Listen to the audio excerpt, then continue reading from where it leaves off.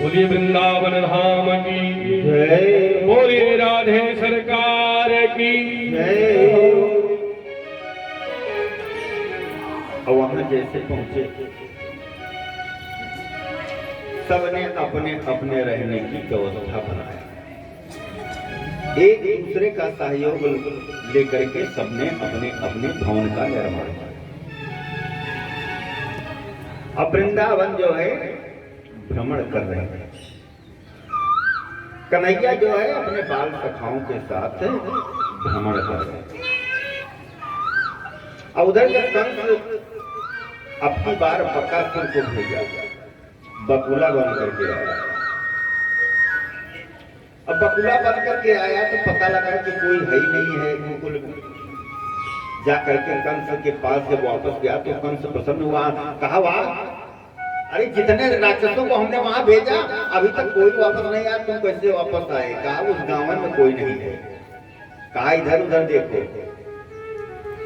तुम उड़ करके देखो।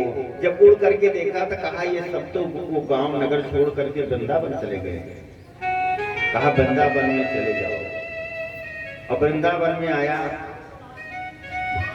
और कन्हैया बाल बालों के साथ जो है टहल रहे थे।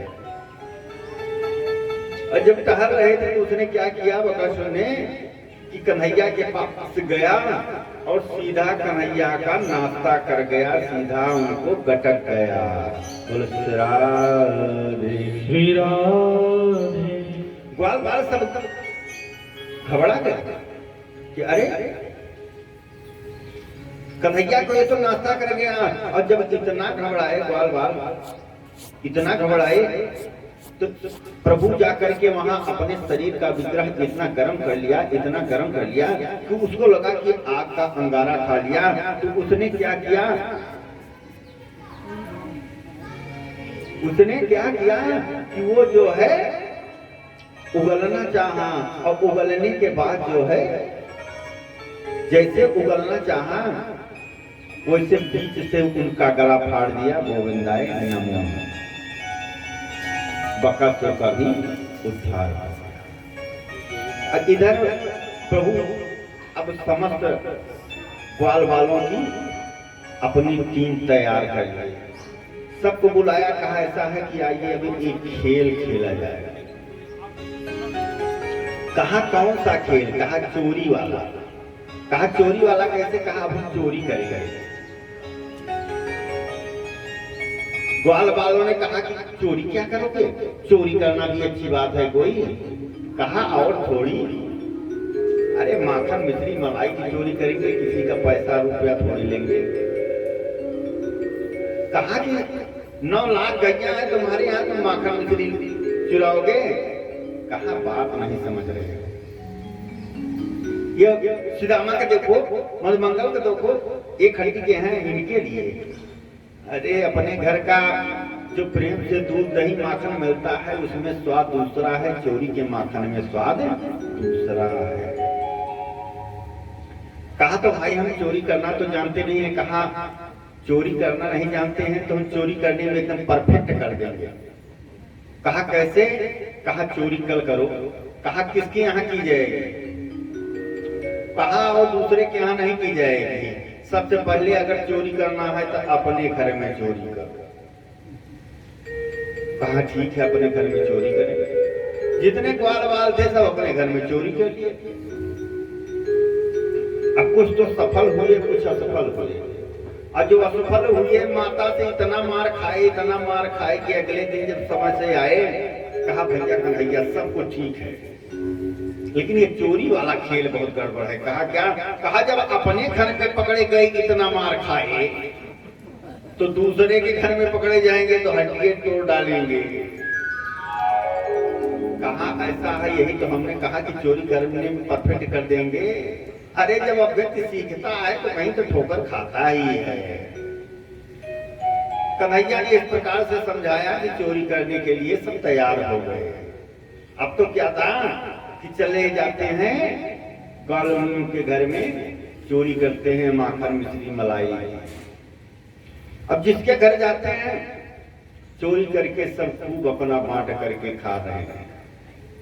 एक दिन तो एक ग्वालन के घर चले गए तो उनके यहाँ कुछ नहीं मिला। अब कुछ जब नहीं मिला तो कहा कि ठीक है। उसकी एक बेटी मिली, सो रही थी। जब माखन मिश्री मलाई नहीं मिला तो कहा कि ठीक है तुम ही मिलोगे।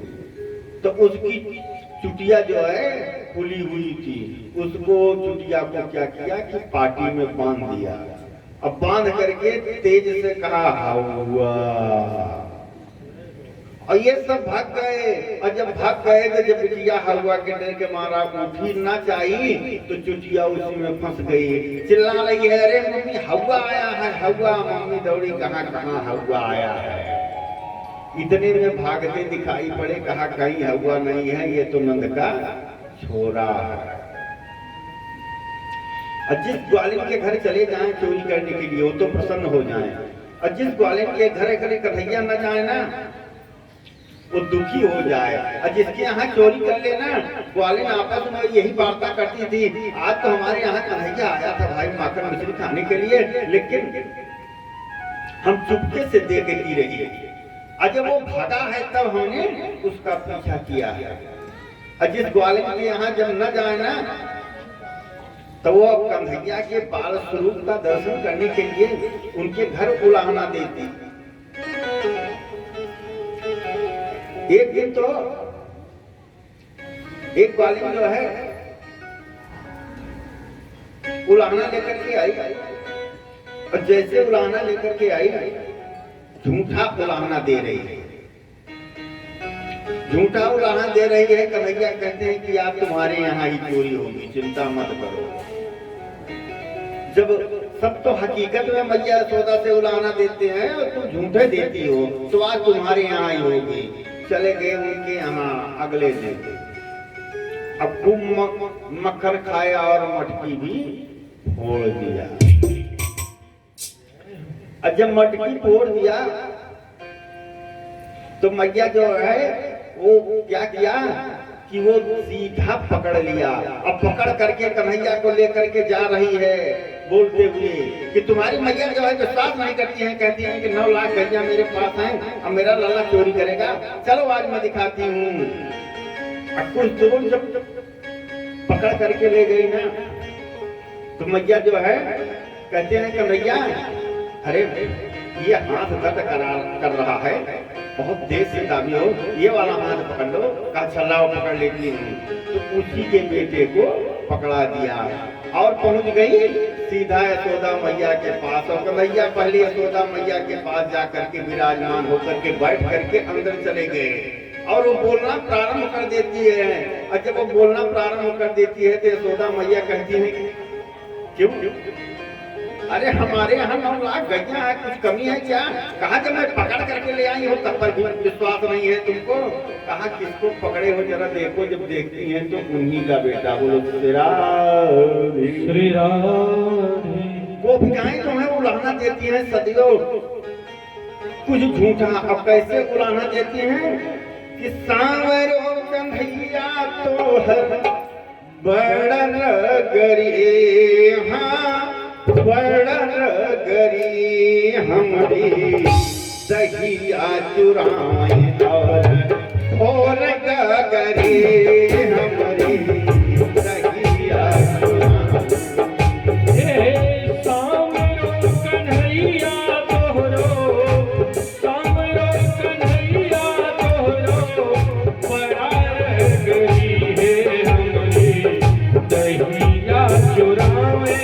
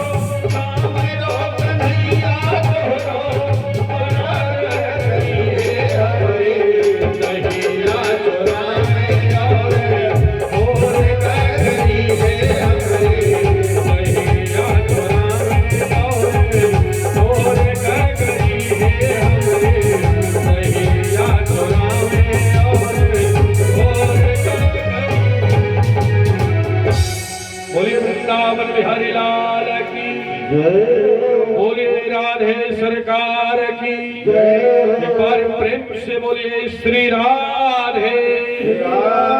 भैया आज तो सचमुच लग रहा है कि एकादशी है, इसलिए मुंह से आवाज कम आ रही है। अरे राधे तो अक्षर का शब्द है। जोर से दोनों हाथों को प्रेम से भाव से उठा करके बोलिए श्री राधे श्री राधे। बोलिए राधे सरकार की।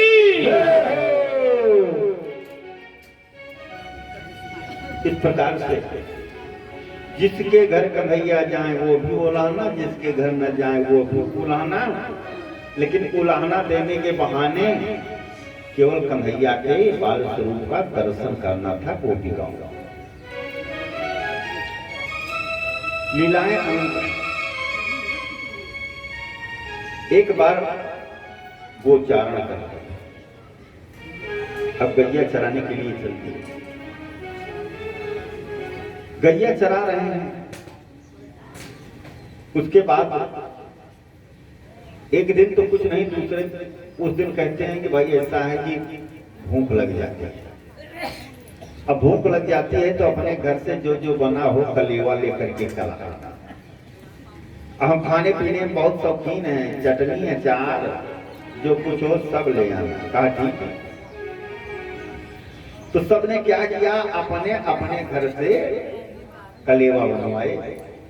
जो कलेवा रखा था उसी को लेकर के चल दिए सुबह ही गाय छोड़ करके। अब ब्रह्मा जी को अचानक ये हुआ ये कौन है जो गाय चरा रहा है, इसकी परीक्षा लेना चाहिए। वहां से परीक्षा लेने के दृष्टिकोण से मृतलोक आ गया।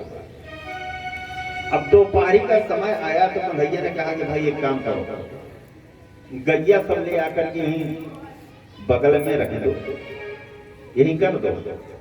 अब जो जो ले आए हो जिसके घर जो बना हो कलेवा वो खाया जाएगा। कहा ठीक है। अब सबके घर से जो कलेवा आया था उसको साथ में ले लिया। और जब भोजन प्रसादी पाने लगे तो ये हुआ कि जितने ग्वाल वाल थे सबको ये हुआ कि कन्हैया जो है हमारे साथ ही भोजन प्रसादी ले। सबको यही हुआ कि हमारे साथ ही भोजन ले। तो कन्हैया क्या करते हैं कि जितने ग्वाल बाल थे उतना कन्हैया बन गए। अब बगल जो है बंसी को रख दिया। सुखदेव स्वामी राजा परीक्षित से कह रहे हैं कि किस प्रकार से भोजन हो रहा है। देखो, बिभ्रद वीणु जठरपटयो श्रृंगेत्रे च कक्षे पामो पाणो मसलकमलम् तत्फलाङ्कुलीतो तिष्ठन् मध्ये सपरिशोधो हासयन्नरमभिद्भिः स्वर्गे लोके मिषति बुभुजे यज्ञबालके।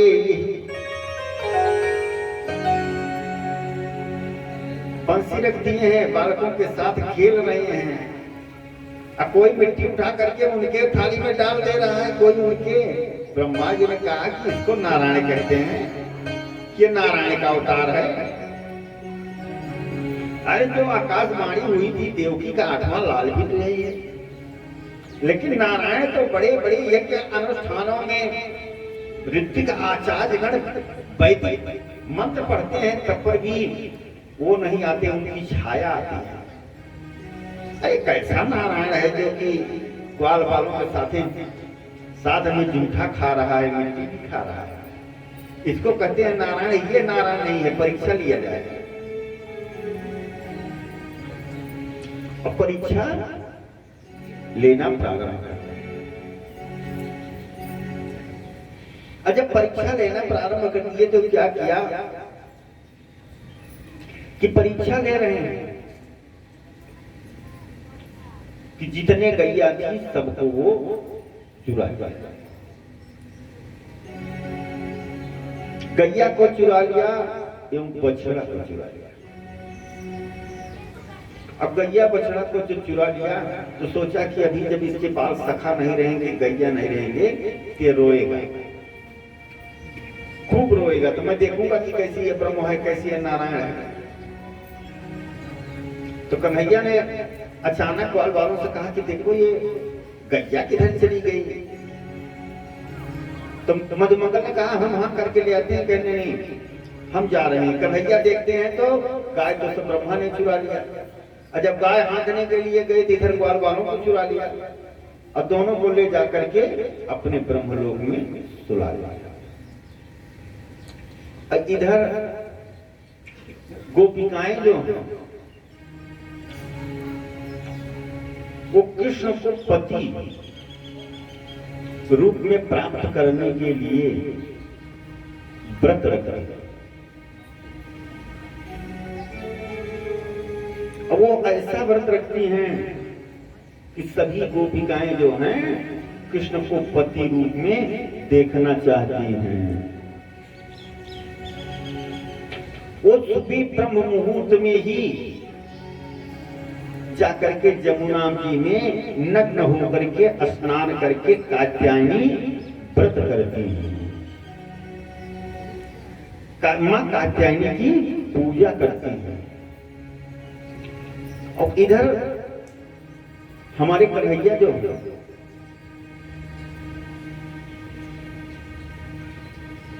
जब ये गोपिकाएं कात्यायनी व्रत करती हैं, जमुना में स्नान करती हैं। और जब जमुना में स्नान करती हैं तो कन्हैया ने एक दिन देख लिया, कहा कि ठीक है एक दिन समय पा करके मैं आऊंगा। और इधर जब ग्वाल बाल जब न रहे, गैया न रही, जब कुछ न रहे तो कन्हैया ने कहा कि ठीक, एक नई सृष्टि प्रारंभ कर दिया। और नई सृष्टि क्या प्रारंभ किया कि जिस प्रकार से जितने ग्वाल बाल थे उस प्रकार से ग्वाल बाल बना दिया। जिस प्रकार के वस्त्र पहने थे उस प्रकार का वस्त्र, और जिस प्रकार का जैसे डंडा था वैसे डंडा, जिस प्रकार की जैसी गैया थी स्वयं सब सृष्टि करके स्वयं बन गए।